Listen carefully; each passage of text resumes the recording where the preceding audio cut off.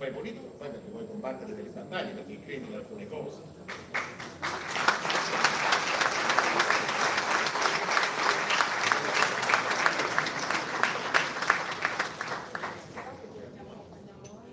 Discutere su questi temi, pretendo io di essere la verità rivelata, non è l'autorevolezza né l'autorità, però abbiamo il dovere di porre questi temi che riguardano la vita di ciascuno,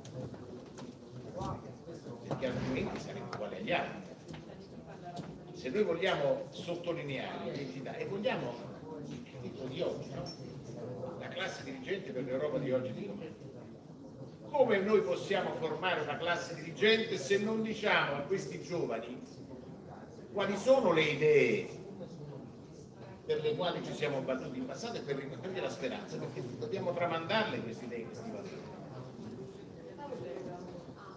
Cito sempre il mio amico François Xavier Delannoy, che ha scritto un bellissimo libro che vi consiglio di leggere, che si chiama Dimora, che è un libro che contesta il relativismo.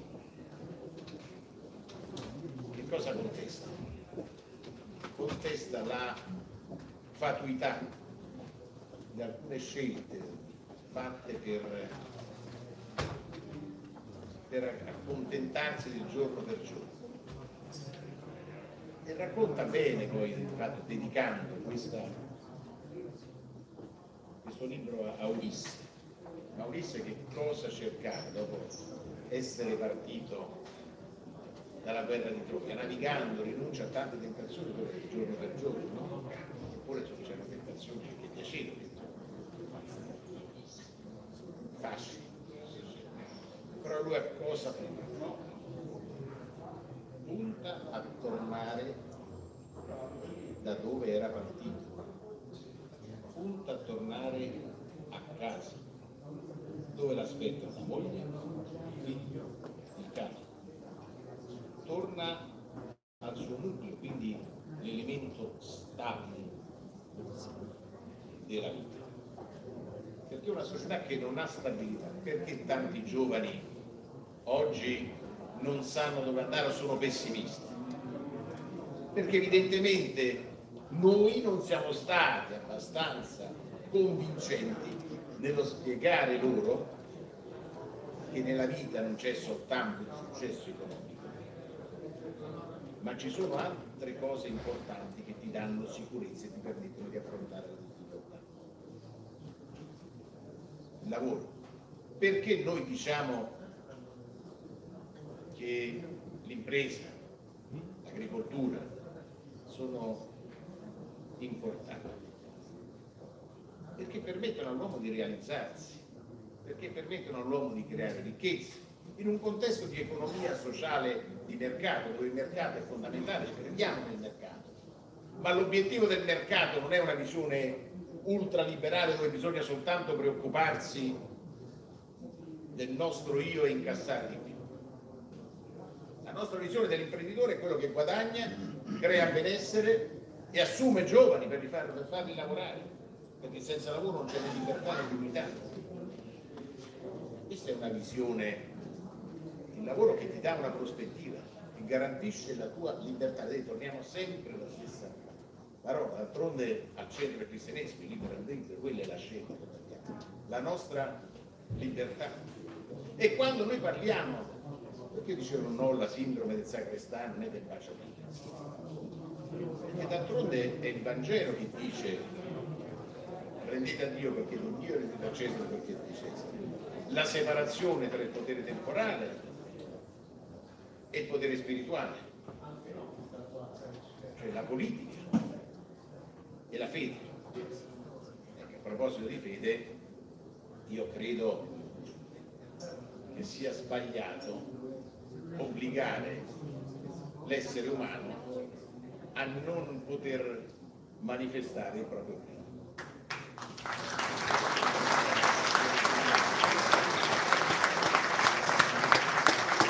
Quando nei corridoi della Commissione europea, che se no un'Europa che rischia di essere senza anima, è proibito avere qualsiasi segno di qualsiasi religione, non si può neanche dire che ci sarà una celebrazione cattolica, no? Non si può neanche dire c'è una celebrazione ebraica, c'è una celebrazione islamica, non si può dire nulla. Come se manifestare ed è la libertà. Io sinceramente, quando tolgono il crocefisso dalle scuole, quando vedo questi professori poco illuminati, che pensando di essere inclusivi rinunciano alla loro identità, loro credono di essere rispettati dal loro interlocutore, loro sono disprezzati dal loro interlocutore perché loro non l'avrebbero mai fatto. Se tu sei forte della tua identità, sei rispettato dall'altro e sei ancora, visto che noi abbiamo una cultura inclusiva, non esclusiva, un conto è combattere i trafficanti di esseri umani, un conto è accogliere migranti regolari che vogliono venire a lavorare nella nostra industria, nelle nostre imprese quante. Ma un migrante regolare, facciamo conto di religione musulmana, che viene in Italia, che giudizio può dare? Un italiano che ha paura di dire che cosa è, ti rispetta o non ti rispetta? Ti rispetta di più, dici io sono così, io non ho paura di te, tu sei una cosa, io sono un'altra, ti rispetto, lavoriamo insieme, siamo insieme. Questo è un modo per includere. Avere una identità non significa essere esclusivi, è l'esatto contrario di quello che certa narrazione di sinistra fa. Si è inclusivi se si ha una identità certamente tollerante, non intollerante, ma si è più rispettato, se c'è rispetto. Vedete, un giornalista abbastanza conosciuto, che è un sacerdote, padre albanese, mi raccontò una volta di essere stato, mentre parlava in un paese musulmano, mi viene in mente che la domenica doveva dire la messa. Naturalmente disse ai suoi interlocutori musulmani, beh adesso devo dire la messa, adesso questi poveretti parteciparono tutti alla messa in segno di rispetto a lui che aveva avuto il coraggio di dire devo celebrare la messa. E sono rimasto molto colpito, sempre la polemica, voglio fare riferimento ad altre cose. Quando, parlando con il presidente egiziano Al-Sisi, io sottolineai l'importanza di tutelare la minoranza cristiana in Egitto. Lui mi ha risposto: non esiste una minoranza cristiana in Egitto, i cristiani sono egiziani come tutti gli altri.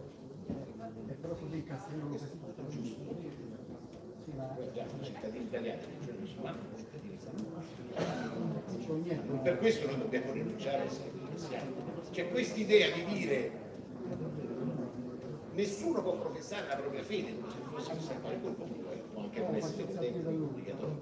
Ma se uno è credente deve avere il diritto, io sono credente, io ci credo, ma lo devo dire pubblicamente. Perché devo essere tacciato di essere una sorta di clericale o di baciapile, di essere una sorta di acquasantiera?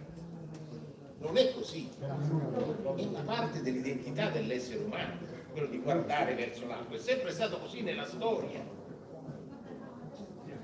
Questo credo che deve essere anche un modello che noi dobbiamo rivendicare. Vedete, io sono molto contento che Manfred abbia deciso di dedicare questi 2 giorni a questo tema, perché non dobbiamo vergognarci di dire che siamo cristiani, perché non è una scelta contro qualcuno, è la nostra identità e siamo pronti ad aprire le nostre porte.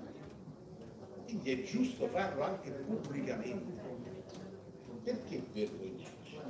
Perché dire io guardo, è il discorso della speranza, guardo al domani e so che come essere umano sono eterno, cioè non finirò, nel momento in cui nasco ci sarò per sempre. Questo che mi permette di avere speranza, di poter lavorare per gli altri, di poter lavorare per i miei figli, di poter lavorare per i miei nipoti, di poter lavorare per una società, perché ci sarò sempre, anche io. La speranza. Quindi questa è una visione di società che noi abbiamo, poi la decliniamo nelle scelte politiche ovviamente. sempre legate a un modello di vita, a un modello di società. Io credo che su questi temi si debba discutere di più, si possa anche, credo, avere il coraggio di avviare una nuova stagione politica, una nuova fase. Qui vedete, dice sempre Berlusconi, chi crede poi alla fine vince, perché se hai qualche cosa dentro di te, hai la forza di andare avanti anche quando non ce la fai. Se credi nei tuoi valori, ti batti fino alla fine, perché non riesci a raggiungere il risultato, non ti arrendi mai, se perdi poi ricominci.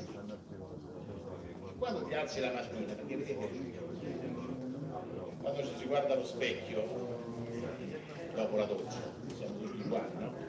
C'è il Rolex, c'è che ne so, la pelliccia, il sole, o se sei donna, se sei sì, gioielli a fuori. Quando ci siamo tutti uguali, ci fa un palestra. Che cos'è che ci dà soddisfazione? Il Rolex che sta in camera da letto, oppure guardandosi allo specchio dire io sono fiero di quello che sono felice perché credo in qualche cosa. Il diritto alla felicità è questo, perché il Rolex te lo possono rubare, quello che hai detto non te lo può rubare nessuno. Il crollo economico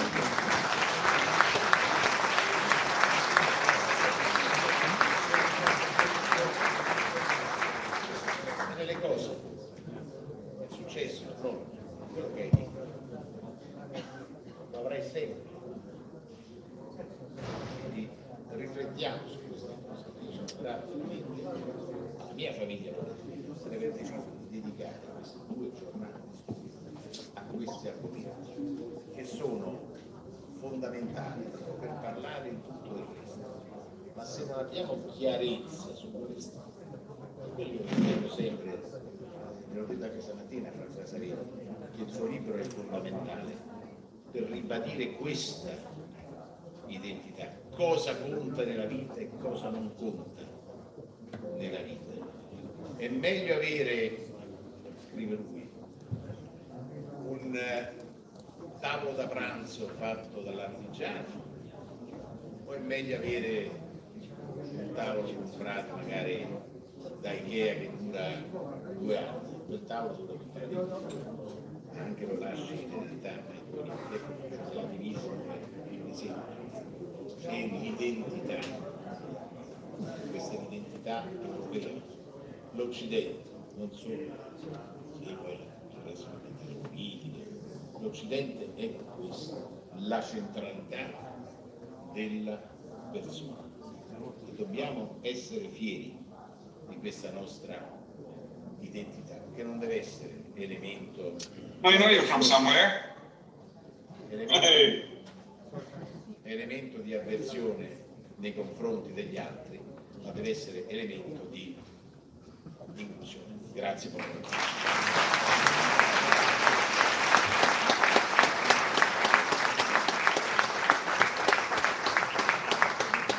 Grazie Presidente, adesso darei la parola a Manfred Weber. Grazie.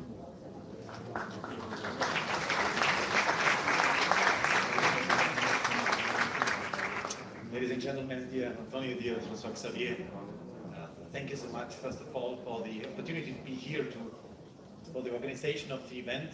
And first of all, I want to tell you that after the Brussels days behind us, Forza Italia and I myself, we were in Brussels the last days. Arriving here in Rome, it's a great start of our study days here in Rome to be together with you to talk about this important issue. It's great, and thank you so much for your interest. I want to, first of all, thank Antonio, because next to what he presented us today about his basic ideas about what he believes in, what should drive us as Christian Democrats in the political sphere, I want to thank him first of all about his strong work in Italy today. You know, he has a long record on European level as Commissioner, as Vice President of Commission, as President of the European Parliament, as a democratic chamber of Europe, all Europeans, it's a part of European democracy. And now as Deputy Prime Minister of Italy, as Foreign Minister of Italy, a great responsibility. Antonio, I want to thank you for your service, for your great commitment, for your work, for the EPP family, but for your country, for all Europe.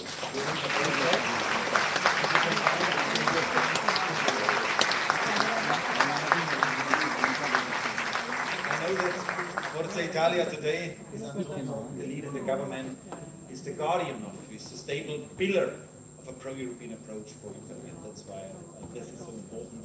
Antonio, thank you so much for this. Where to start? The starting point for a Christian Democrat is first of all to say, I'm proud to be a Christian Democrat, like Antonio expressed it. About the history first of all. Today's European Union, today's Europe is unthinkable without Christian Democrats. Unthinkable. What we established in the last decades after the Second World War was mainly driven by our political family, by Christian Democrats. And to be precise, the party was never only a party of Christian activists. It was always a people's party, where liberals, conservative, social-driven people, together with Christian roots, are coming together. This was the base for being strong enough to implement politics. The ideas of Christian Democrats after. People like the Gasperi, like Adenauer, like Schumann, had only the chance to do so because they always understood our movement based on Christian democratic values as a people, as a broader movement. Having this in mind, this is the first aspect of telling everyone that we are proud about what we achieved in the book. You know, the basic thinking behind this, that we have a good and common understanding about what it means to be a human being. I think that the question of solidarity, subsidiarity, the key basic principles of our thinking are basic for what we call today the European way of life. The most convincing, concrete example is the creation of the social market economy, to bring social responsibility and market-based freedom, solidarity and subsidiarity together in one concept, not following the capitalistic approach, not following the communistic approach, but creating something new. Without our Christian thinking, unthinkable that this was it would have been created. And when we speak about the European way of life, you know, probably it's also important to underline this more often, because we are today united in Europe, but still there is a lot to do to create a real European spirit and feeling among all citizens. So what makes us to be Europeans? When you see that we have all over Europe the basic principle of equal treatment of men and women. We have the basic principle of the state is not allowed to kill anyone. So death penalty is forbidden all over Europe. Look to America, they are still discussing these issues. We have an idea about social market economy. We have an idea about an environmental responsibility together with economic success. And this is in Romania, in a poor country, is the same, like in Italy and Germany, in rich countries. It's the same thinking behind it. We have the basic things of democracy, of rule of law.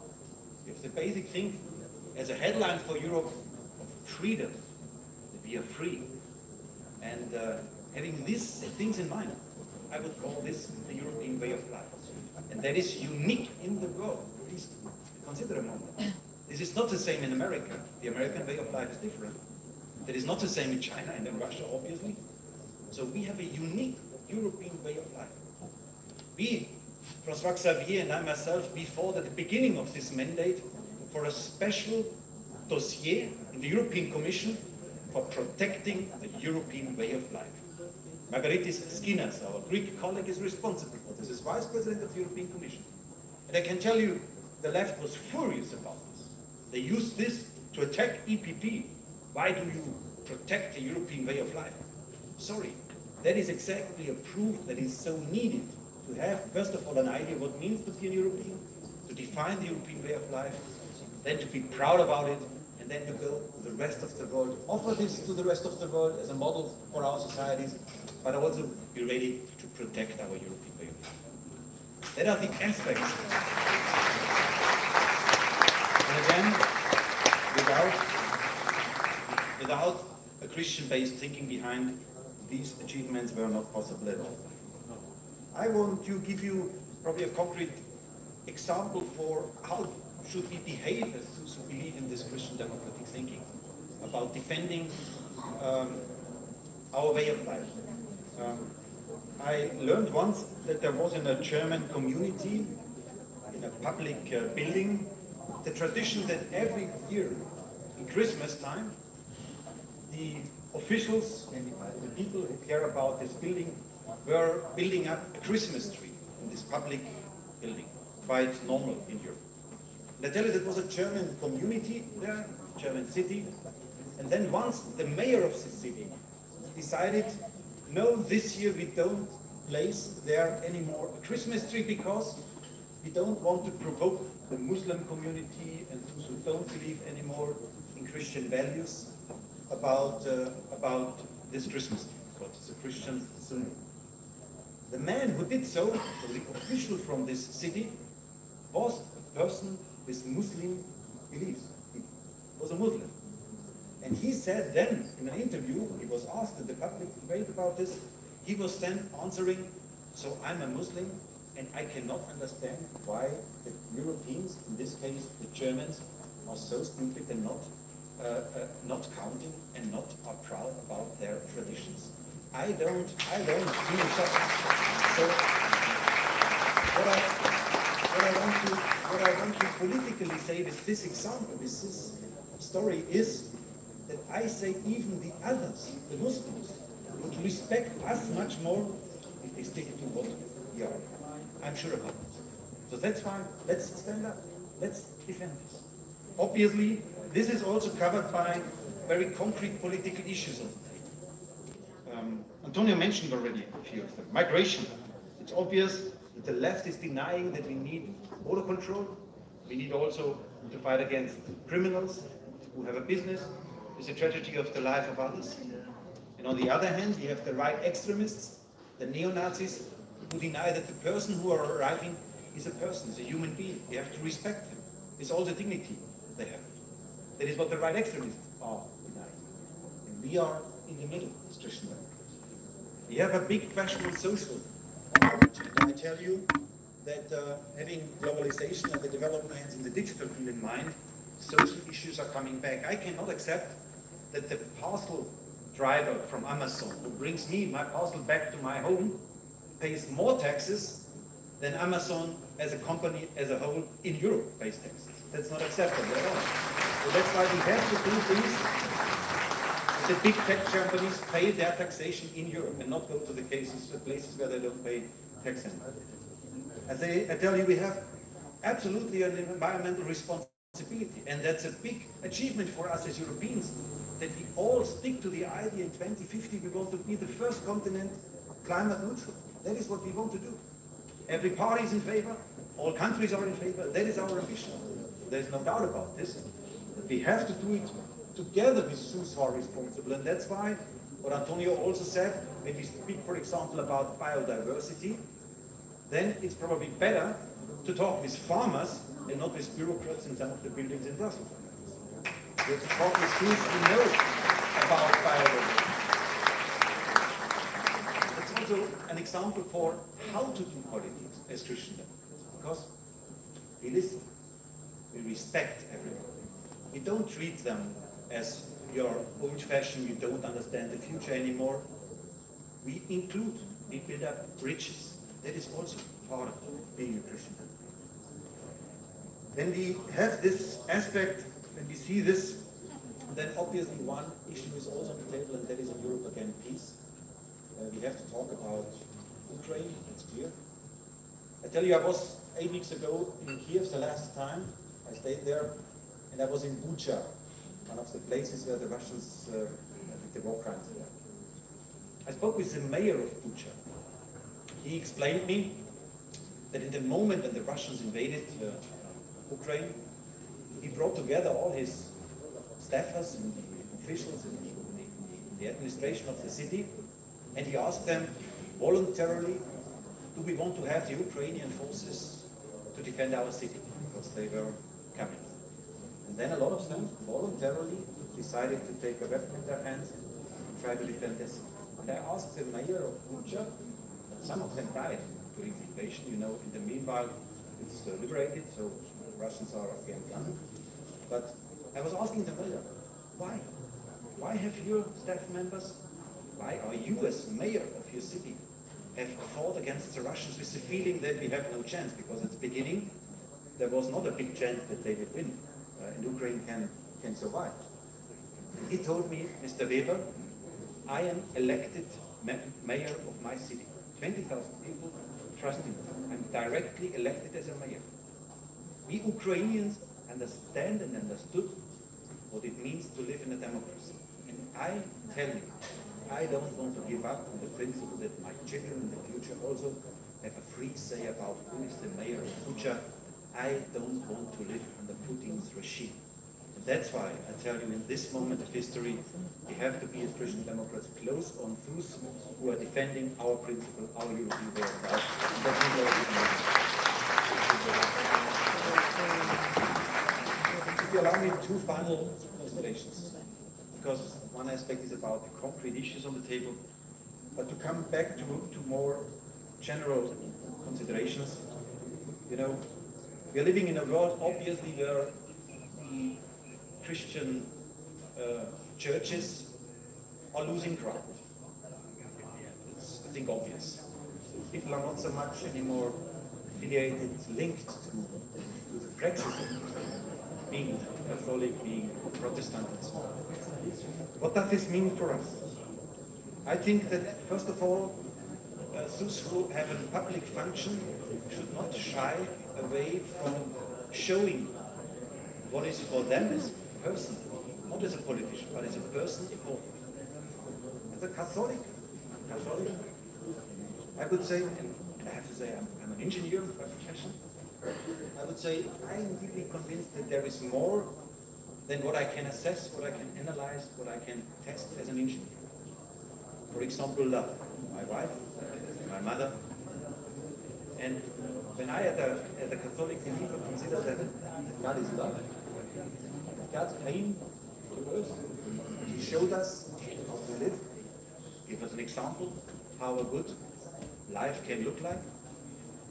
Then He died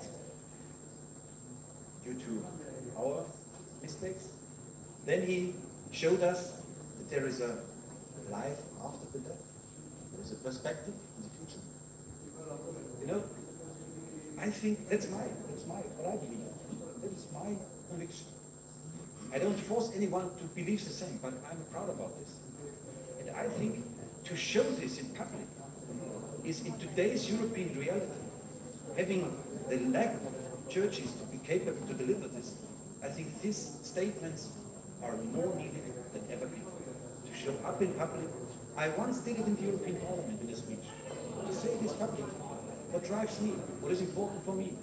And then I was heavily attacked by the left. This has nothing to do with the Parliament. You should not show up on these things. Sorry, I don't think so.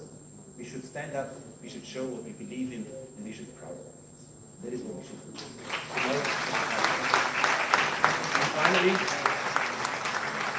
And finally, with this idea of Christian democracy, center-right, we are on a winning path.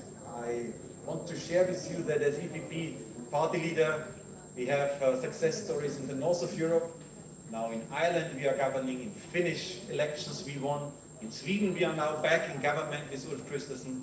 We have 2 governments in the Baltic out of 3 countries. In the north we are in, and the south we are in a good development. Here in Italy with Antonio in the lead. We have a landslide victory in Greece with Kyriakos Mitsotakis. In a few weeks the Spaniards will decide about their future, and we have a good chance that Alberto Núñez Feijóo will become the next Prime Minister of Spain.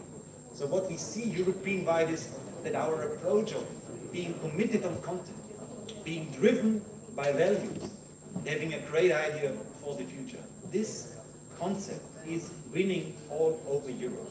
And that's why let's be proud about it. Let's talk about this. Let's sell it. Let's discuss it. And then I'm sure we can convince citizens to vote for it. Thank you so much.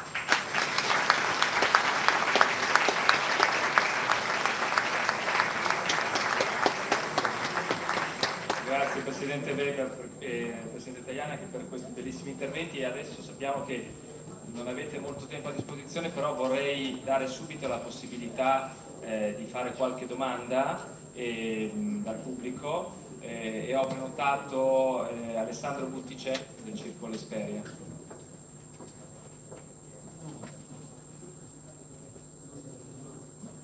Bene, grazie a tutti, grazie Presidente Tajani, grazie Presidente Weber per averci fatto volare alto. Non siamo molto abituati soprattutto a presentare a livello politico nazionale discorsi così alti, così concreti, così coraggiosi. Avrei una domanda per il Presidente Weber. Tutte le generazioni che sono qua in questa sala oggi danno la democrazia come qualcosa da ascoltare. Queste cose, però dobbiamo renderci conto che la democrazia è molto fragile, e anche quella europea. Un piccolo pensiero al K-Gate che mi preoccupa tanto non quanto per la tolleranza zero per quanto riguarda la corruzione, sono tutti d'accordo, ma per l'attacco che può rappresentare anche alla credibilità della democrazia. Ecco, qual è la sua opinione sul futuro della democrazia? Grazie.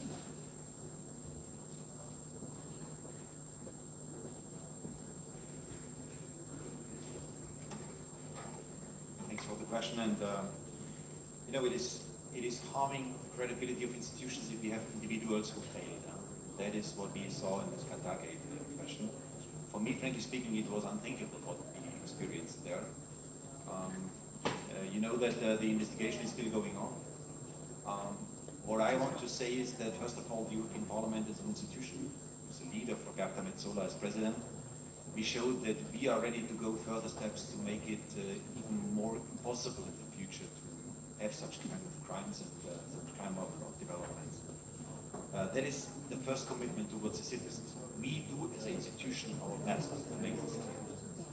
But let me also be honest, with the best law, you will never forbid crime.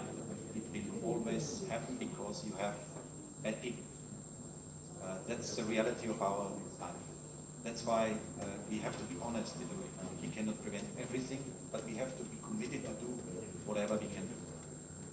You know that until now, we also have, from a party political point of view, a special responsibility from the socialists to clarify these things.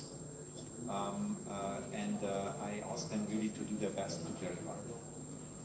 If you ask me about the broader perspective, my biggest worry is more about the bubble developments inside of our societies. Because when you look to America, you see that you have a Trump reality, you have a Joe Biden reality, a CNN reality, and a Fox News. When you look to Russia, hundreds of millions of people on this earth believe in the Putin propaganda. They believe that in Ukraine there are Nazis governing. They believe in this, which is for me a shock. But that is a reality.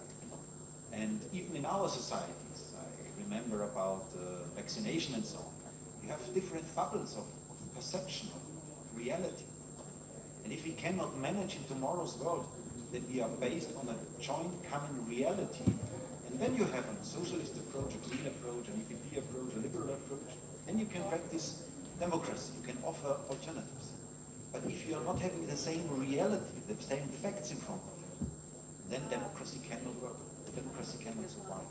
And that's why all institutions who are delivering in a common base for our societies should be strengthened from the state's point of view. I think that is fundamental for the future of democracy. Grazie, e intanto salutiamo il Ministro Tajani che deve lasciarci per un impegno nazionale. Grazie infinite per la partecipazione, per il supporto. Approfittiamo invece della ancora possibilità di Manfred Weber di stare con noi con un'altra domanda dal pubblico. Carlo De Romanis.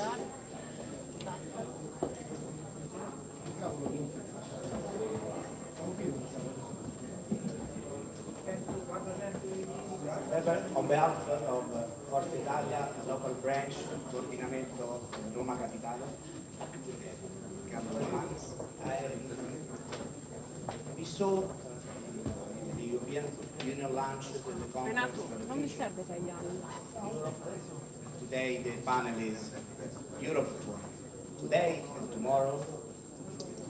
We wanted to have your opinion on how the conference involved the citizens, if for you it was well made, first of all, so the method of this conference, if your opinion on the result of this conference, and to be more, maybe some more courage if one day we can see the citizens so much involved to have the election of the President of the European Commission directly by the citizens, if this could be possible. And then, second question, if we can have another more courage to have a real treaty for the European Union. We saw the fail of the convention 15 years ago with the referenda in France and Holland. If you think that one day we could have a real constitution for the European Union, and if possible, with the mention of the Christian values at the base of this constitution. Thank you.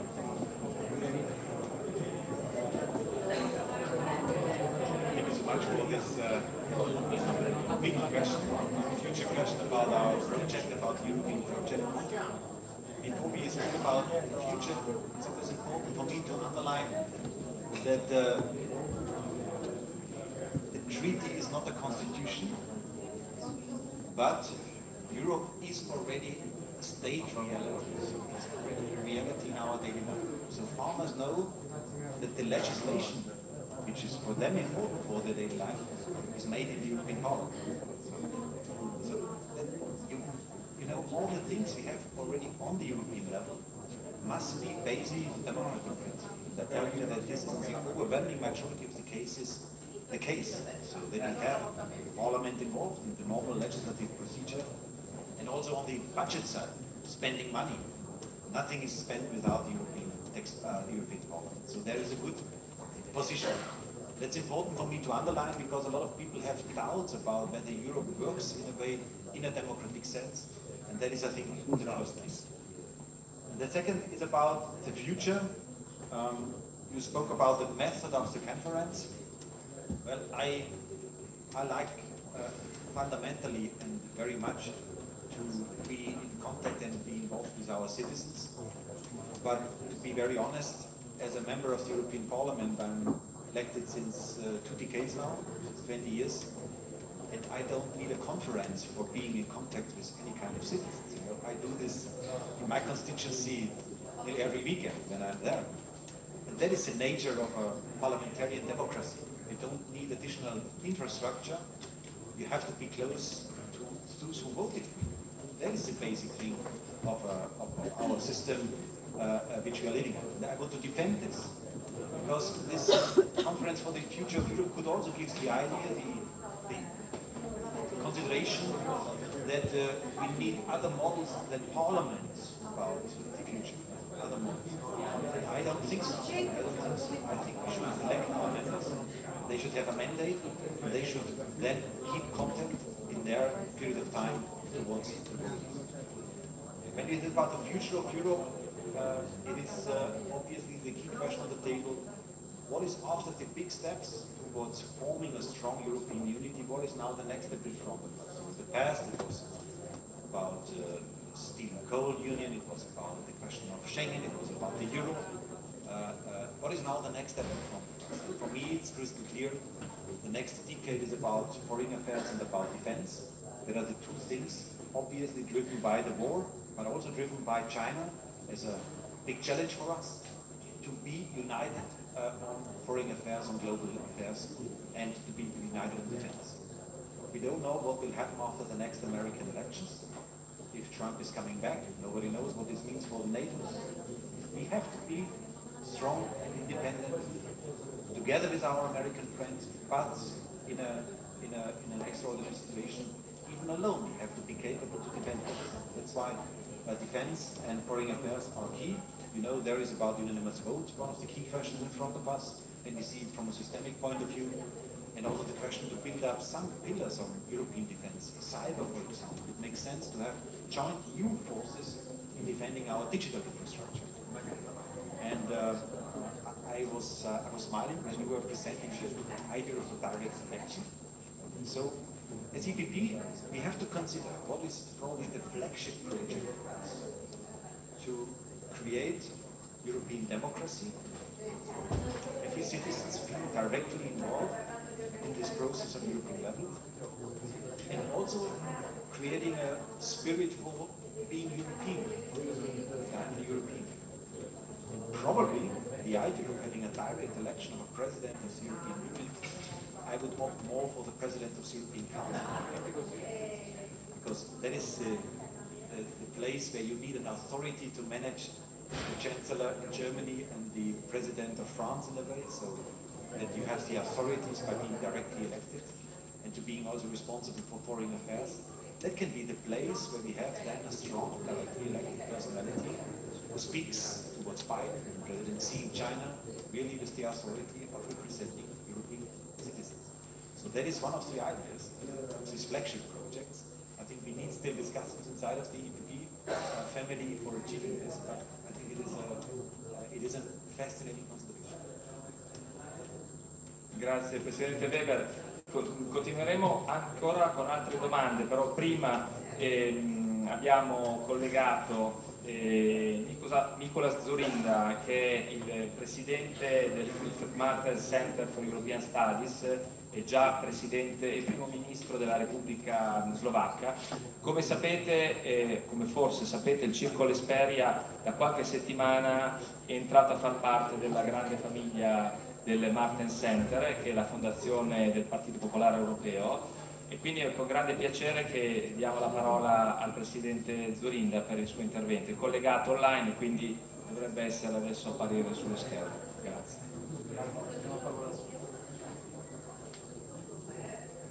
Presidente Dzurinda, you have the floor. Thank you very much. Thank you very much, Chairman.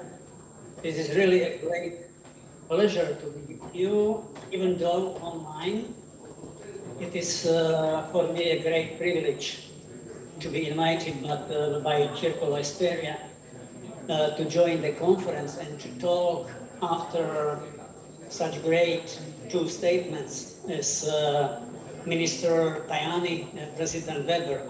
This is for me really special privilege. So dear President Weber, dear Manfred, dear members of the European Parliament, dear friends from Circolo Esperia, dear Italian friends. Exactly 1 year before the European Parliament elections, I very much welcome this conference, organized in collaboration with the center-right think tanks, Circolo Esperia, Hans Seidel Stiftung, Stiftung, but also the Luigi Sturzo Foundation and us, the Wilfried Martens Centre for European Studies, which I represent, to discuss what is the role of the Christian values at the center-right in these days. I regret that I cannot be with you in Rome, as the Martens Centre is holding its own annual study days in Malta right now, but with the same objective: how to contribute to the future of our common home, the European Union, how to contribute to the successful European Parliament elections in 2024, and how to shape our policies to be able to respond to the current challenges that we face and fulfill expectations of our citizens. I have to say that in a fast evolving environment, the challenges in Europe have become more and more multidimensional and complex. The landscape is increasingly being shaped by the international and inter-regional character of the challenges that Europe is currently facing. And this has become more evident than ever before. Recent developments such as the COVID-19 pandemic and Russia's war against Ukraine have profoundly called into question the EU's foreign policy and transformed the way we look at our security and policy response. Russia's full-scale invasion of Ukraine is by far the greatest challenge that Europe is currently facing. Alongside the COVID-19 pandemic, recurring security threats have tested Europe's capacity for cooperation and collective action, and have also reminded us that contemporary challenges almost always transcend the national borders. Beyond the war, the key issues affecting Europe's security range from big shifts in geopolitics to constant hybrid threats and to climate change. Social media has brought unprecedented possibilities for getting information, but also spreading disinformation, propaganda, and hatred, which leads to huge polarization in our democracies and societies. As President Weber fantastically described a while ago. All these factors, alongside the consequences of digitalization, the culture wars, the growing gap between rich and poor, social division, are becoming ever greater challenges to democracy, itself increasingly failing under pressure. As I jumped in the beginning, the times we are living in are very difficult and challenges are very complex. Therefore, we need a clear vision of what needs to be done in the near future to be more resilient and better prepared for other possible shocks. We all know, dear friends, that the center-right has always played a crucial role in times of crisis, with a great focus on European citizens, their concerns, their interests, and I am convinced that this focus will continue. Therefore, we at the Martens Centre, with a very actual contribution of Circolo Esperia, have been developing strategic policy documents on how the EU should be transformed to act effectively and strongly to defend itself and other nations who share common values. We are convinced that we should proceed with the final step of European integration to the completion of the EU into a form of an authentic federation. It means a political union built and developed on the consistent implementation of the principle of subsidiarity.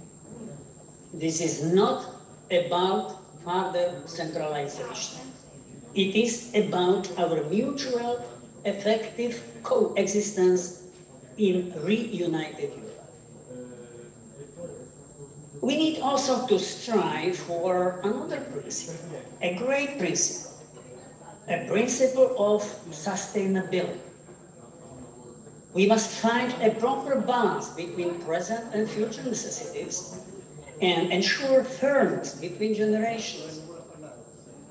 Sustainability, therefore, must be the core guiding principle of Christian Democrat and conservative action across all policy areas. We see that sustainability is endangered in a few areas on which we have focused in our recent strategic policy initiatives called 7 Bs. What does it mean, the 7 Bs? The first B is defense, with a substantial question. How can we as Europeans ensure the defense of our continent, at least conventional? The second very important D is debt, which is not a less important question. How can we ensure debt sustainability when confronted with permanently increasing private and public debt levels globally? Number 3 can be digitalization, with very topical question. How can we fully participate in the digital revolution while preserving our freedom as individuals, our freedom as societies? Number 4, demography. How can European societies stay dynamic and fairly balance burdens in rapidly aging societies? Who would have said that one day we will be challenged or face the principle of democracy? How can Europe counter authoritarian attacks on our representative democracy? Again, Manfred Weber has described the current dilemmas or challenges very, very precisely. Then we have another thing, decarbonization, with an urgent question. How to go to net zero emissions while preserving energy security, maintaining a vibrant economy, and managing a just transition.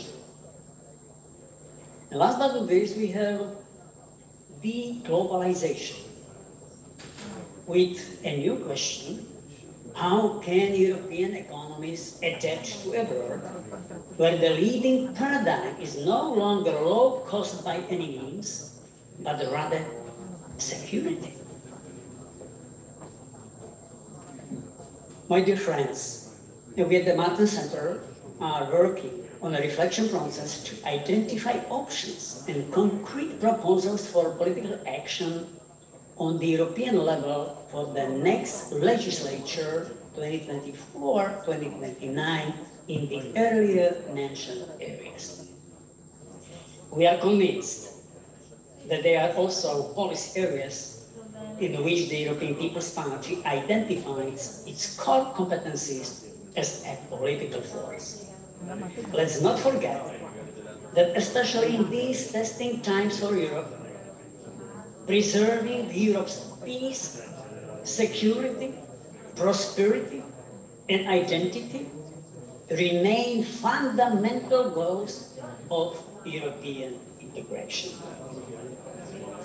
May a luminous example of Europe's Christian democratic founding fathers, Alcide de Gasperi, Konrad Adenauer, and Robert Schuman, guide us to succeed.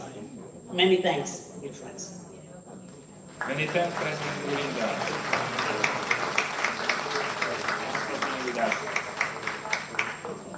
Dunque, io ho ancora diverse domande di chi si era prenotato al pubblico, però pregherei, visto che i nostri due principali relatori se ne sono andati, chi vuole intervenire lo faccia non sotto forma di domanda ma sotto forma di intervento. L'onorevole Mussolini, uno tra questi. Faccio così a titolo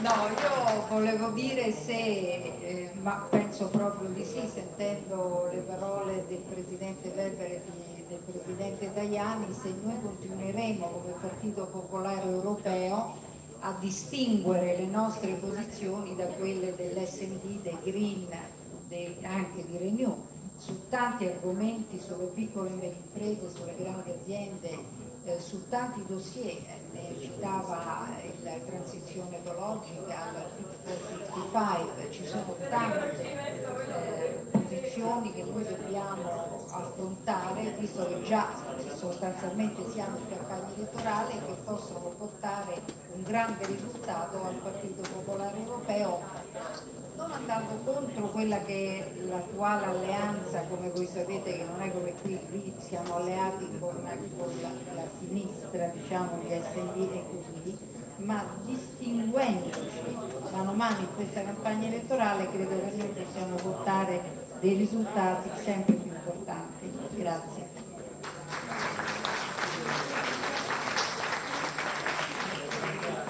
Ho ancora iscritti a parlare, avevo Marco Parocini per un saluto dei giovani, ma vedo che si è allontanato, quindi do prima la parola a Mauro Ferretti, che aveva chiesto la parola, dell'Ordine dei Templari. Innanzitutto grazie a tutti per averci invitato a questo importante incontro.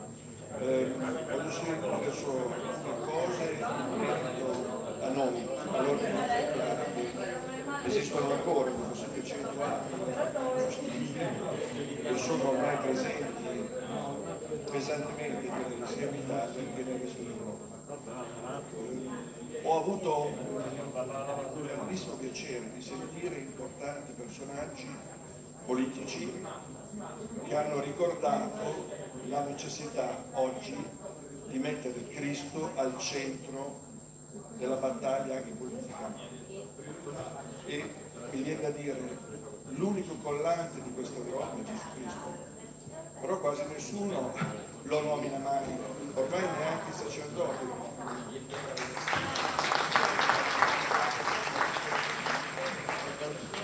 Cos'è che unisce un irlandese da un greco? Gesù Cristo è l'unico collante. Allora, io dico, abbiamo una buona battaglia in corso che dura sicuramente un anno. L'ordine del Tempio è apolitico e non è schierato con nessuno, ma è schieratissimo con chi vuole portare i valori cristiani al centro della battaglia anche politica. Quindi noi ci saremo come testimonial, perché credo, caro Antonio, che oggi sia necessario dare testimonianza. È inutile dire io sono questo, sono quell'altro. Com'è la tua vita? La tua vita dà testimonianza di ciò che sei o no? Nel nostro caso cerchiamo di essere cavalieri ed angeli. Ora, giusto per darvi un'idea di quello che facciamo, perché i mass media non parlano mai dei templari, c'è un silenzio, c'è una damnatio memorie che dura da 700 anni, eppure noi siamo tanti, abbiamo fatto cose anche eclatanti. Una di queste è le nostre camminate silenziose per le città. Qui a Roma ne abbiamo appena fatta una, 500 templari in abito, potete vedere queste cose sul nostro sito, si chiama templarioggi.it. Ebbene, 500 templari in silenzio assoluto che hanno attraversato questa meravigliosa città, ci hanno fatto addirittura sfilare sui fori imperiali, che risulta essere un luogo dedicato all'esercito, va bene? Giustamente.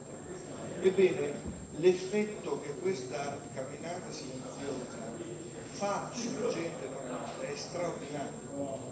Ogni tanto ci fermiamo nel Pantheon, piuttosto che in luoghi dedicati, diciamo, al divertimento, e preghiamo Pater Ave Gloria. Credetemi, tantissime persone pregano con noi.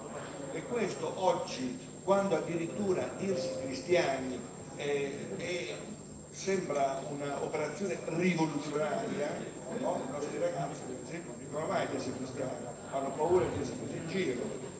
Ebbene, io penso che oggi sia necessario dare invece testimonianza del fatto che ci crediamo, che Gesù Cristo è in cima ai nostri pensieri, è dentro il nostro cuore, e nel momento in cui quest'anno, dopo 700 anni, abbiamo sfilato anche a Parigi, vi garantisco che i parigini, in una città di 16 milioni di abitanti, di cui 11 milioni sono musulmani, ci hanno veramente accolto con grandissimo affetto.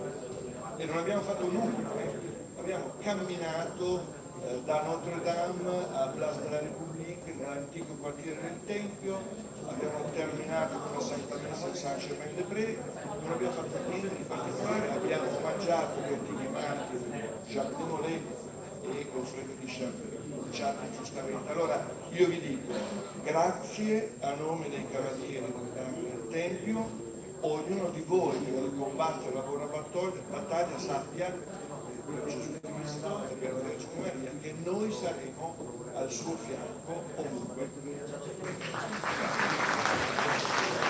Grazie Mauro. Ho prenotato il professor Venezzi per un intervento, non lo vedo dove è posizionato, c'è ancora. Il professor Venezzi è ancora in sala.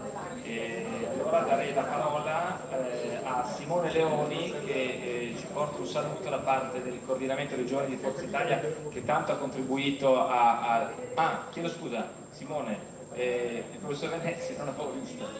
2 minuti. Grazie, professore. Grazie della parola, buongiorno, sono onorato di essere qui presente.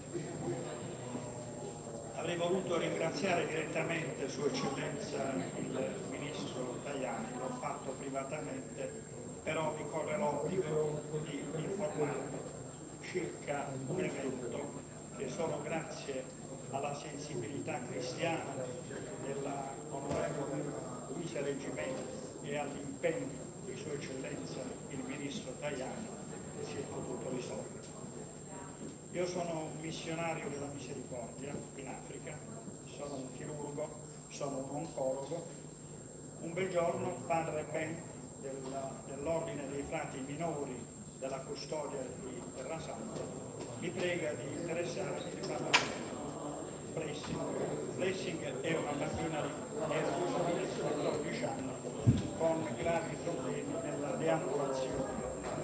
In alcune comunità dell'Africa i bambini portatori di handicap rappresentano un grave problema economico e talvolta i genitori sono costretti a disfarsene.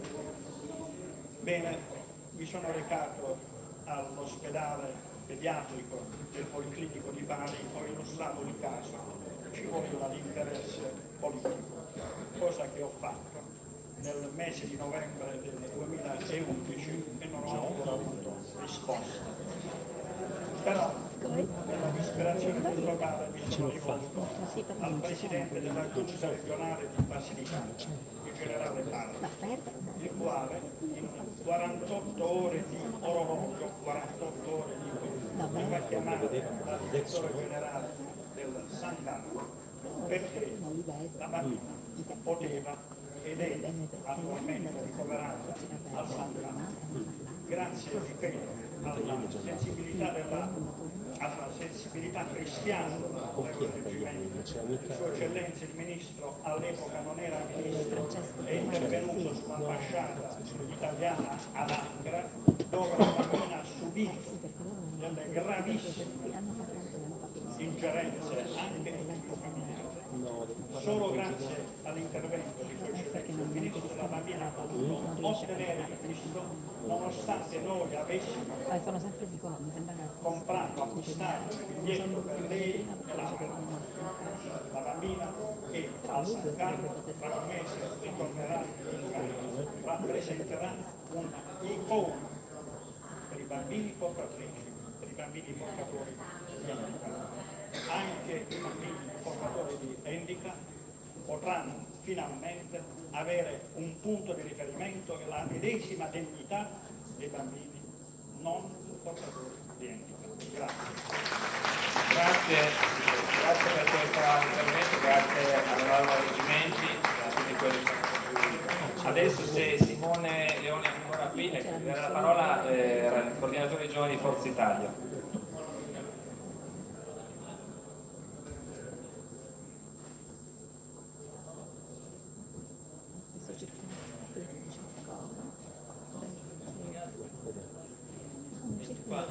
No, eccolo. Maybe I go in English for our international guests. First of all, good morning everyone. Thanks for giving me the floor. But above everything else, thanks to Circolo Esperia for organizing this beautiful event and giving us the opportunity to participate. I'm here today as Organization Secretary of Forza Italia Giovani in order to bring you the greetings of our National Chairman Stefano Benigni, who, due to past commitments, could not be present with us, but I'm also here to reaffirm that when our great family of the European Popular Schools, Forza Italia Giovani, answer and will always answer present. I also think that as politically engaged young people, nobody can deny that the theme of today's meeting concerns us very personally. Because the first real goal of a successful youth movement should be precisely this: to train the ruling class of tomorrow by providing it with all the necessary tools to better face the challenge of the future. And in a historic era of great turbulence and uncertainty like ours, the greatest gift you can give to young people like us who are politically engaged, I think it is perhaps precisely that of transmitting solid reference values and a clear and comprehensive vision of society, as President Berlusconi and President Tajani did with us. And for that, I and all of us, I think, will always be grateful to them, because if it is true that individual position can be different and some ideas can change, our values, our Christian values, are what keep us united, what gives meaning to our political action, and what makes us feel part of the same great European family. The same great family that has shaped the last 50 years of European history, and that we are sure will also shape together the next 50. Thank you so much.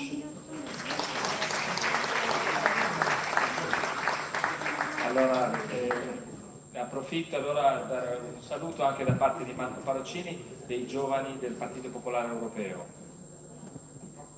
Grazie Antonio, io soltanto un ringraziamento, diciamo, al Circolo Esperia, perché so che ci stanno seguendo tramite Zoom molti partecipanti a questo Circolo Esperia, che come sapete ha aderito al Martens Centre, e so che qualcuno è anche in sala qui oggi con noi. Volevo ringraziarvi perché ho supportato chiaramente Antonio nell'organizzazione come gabinetto Tajani, ma in realtà anche come membro del Circolo Esperia e vicepresidente dei giovani del PPE, perché credo che sia molto importante il ruolo che svolge il Circolo Esperia per Forza Italia, perché chiaramente stanno nel Martens Centre e su indicazione dei partiti del PPE. Il convegno che abbiamo fatto oggi, perlomeno diciamo, dal nostro punto di vista come movimento giovanile, è stato molto importante perché ha sottolineato quelli che sono i valori fondanti del nostro partito e del nostro think tank che abbiamo voluto riconoscere a Bruxelles, proprio per il Circolo Esperia.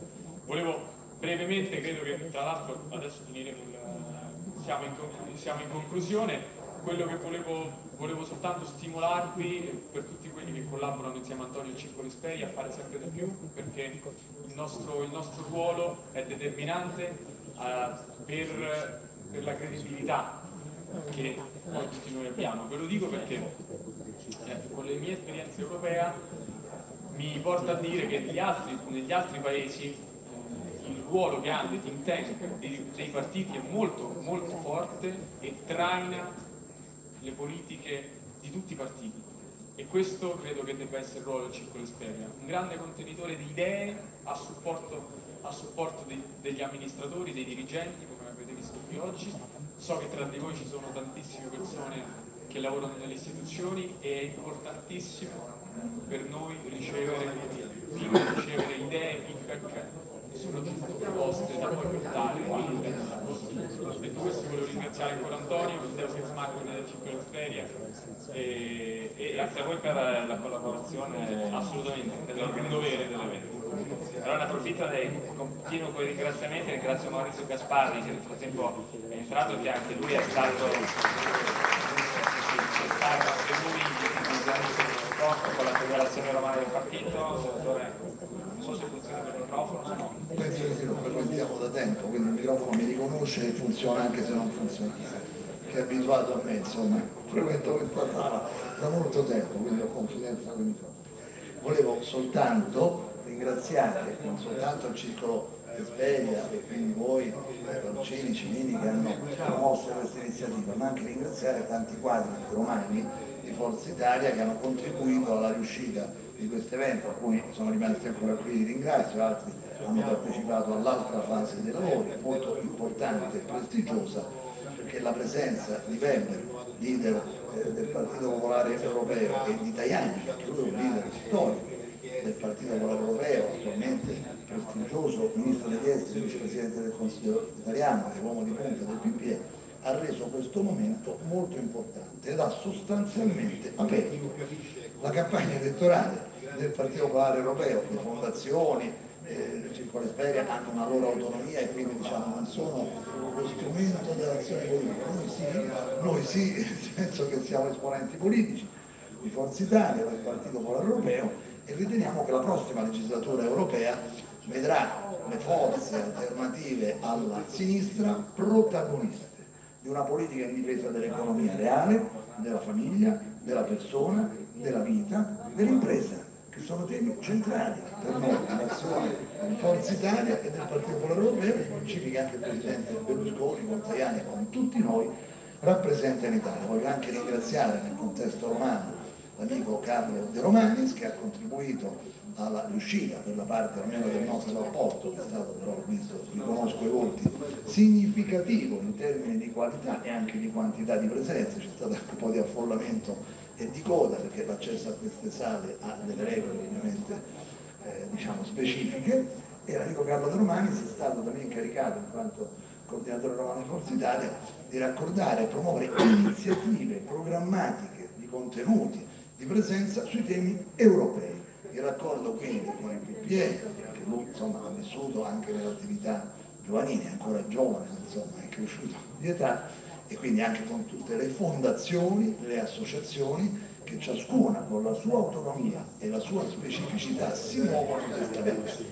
Roma punta all'Expo, Roma sarà la sede del Giubileo per ragioni storiche e naturali, Roma è la sede della nascita delle prime intese europee, dei trattati di Roma, quindi in questo anno che accompagnerà la preparazione delle elezioni europee anche il coordinamento romano di Forza Italia dirà la sua, pari alla storia che questa città, De Romani insieme a tanti altri, mi aiuterà, ci aiuterà, e quindi ringrazio tutti voi per aver avuto questa opportunità, prima anche di ascoltare Weber e Tajani, in mezzo ai miei impegni che ciascuno di noi ha e che rendono frenetiche le giornate. Difatti esco da qui e me ne vado a Trento in macchina a fare un convegno, però domani sarò a Brindisi e dopodomani sarò a Campobasso, perché così si deve fare, perché per noi la campagna elettorale è sempre. Buon lavoro a tutti noi. Grazie. Un ultimo intervento in sala, visto che molti eroi si sono fermati fino alla fine, e poi abbiamo un video di saluto. L'unico problema è che non ricordo il nome del professore che prenderà la parola e che quindi si presenterà. Sono Filippo Gramauta, sono un ingegnere e direttore dell'Accademia Templare, che è una struttura di tipo culturale che fa ricerche storiche sui templari, ma da un po' di tempo a questa parte si occupa anche dei problemi di carattere sociale, non ultimo quello dei cambiamenti climatici. Questa teoria malsana, priva di qualunque base scientifica, e non lo dico io, lo dicono oltre 1600 scienziati veri. Ricordo ai presenti che è scienziato, secondo Zichichi, colui che abbia trascorso buona parte della propria vita nel laboratorio e abbia scoperto durante le proprie ricerche almeno qualche cosa di importante. Tutti quelli che parlano spesso di cambiamenti climatici neanche sanno come si scrive la parola scienza. Questo per fare una precisazione. Il mio intervento ha semplicemente un obiettivo, quello di sensibilizzare la futura classe dirigente europea a cercare di mitigare questo cambiamento che si sta imponendo sulla testa delle persone. Cambiamenti terribili, perché si va verso un transumanesimo che è pericoloso per la famiglia, per valori che oggi sono stati efficacemente decantati e condivisi da tutti. Per dirvi qual è l'atmosfera che sta accompagnando questa transizione, voglio dare semplicemente qualche notizia. Prima lei fa delle riunioni che abbiamo visto la stampa ha martellato per mesi parlando di siccità. Ebbene sappiate che l'avvento di pluviometri che è distribuito su tutto il territorio nazionale ha rilevato le stesse quantità di pioggia che sono state nell'ultimo decennio, quindi non c'è nessun assoluto cambiamento né climatico né nelle precipitazioni. Possono succedere degli eventi così occasionali di acqua concentrata in particolare delle riunioni, ma questa è la meteorologia, il tempo per definizione è variabile e lo è da sempre. Grazie. Grazie professore, adesso se la regia mi assiste ancora abbiamo un video di saluto di Markus Ferber, membro del Parlamento Europeo che è anche presidente della fondazione Hans Seidel, una fondazione tedesca che è appunto partner del Martens Centre e come il Circolo Esperia conosce questo contributo di idee. Antonio Tajani, dear colleagues and guests, as chairman of the Hans Seidel Foundation, it's my personal great pleasure to extend my heartfelt greetings. The recent inclusion of Esperia in the Martens Centre is a testament to the growth and unity within our community.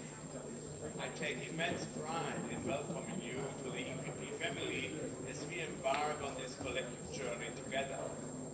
Especially in this moment of time, the importance of these discussions, such as the one of today with high-ranking experts, becomes greater as a means to strengthen our Christian values and all the values we stand for and share.